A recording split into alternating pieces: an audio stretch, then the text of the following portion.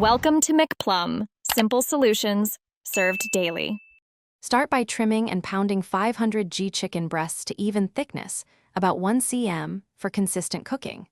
Combine 1 cup buttermilk with 2 tsp salt, 1 tsp black pepper, 1 tsp paprika, 1 tablespoon hot sauce, and 1 tsp garlic powder. Pour over the chicken. Place pieces in a sealed container.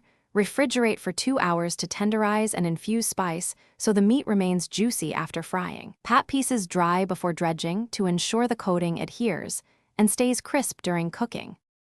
Prepare a seasoned flour mix with 5 cups all-purpose flour, 1/2 cup cornstarch, 2 tsp baking powder, 2 tsp salt, 1 tsp paprika, and 1 tsp cayenne for heat.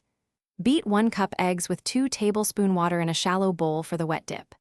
Dip each piece first in the egg, then in the flour mix, pressing firmly to coat. For the classic Zinger crunch, double dip by repeating egg then flour. Let coated pieces rest 10 minutes so the batter adheres before frying. Heat vegetable oil in a deep pan to 175 degrees C, 350 degrees F. Use enough oil to submerge pieces halfway or deep fry comfortably.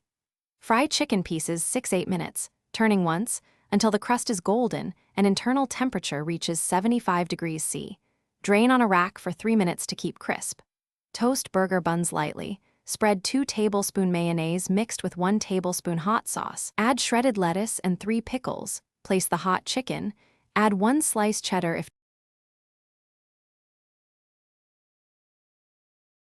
Thanks for watching. Stay juicy and subscribe.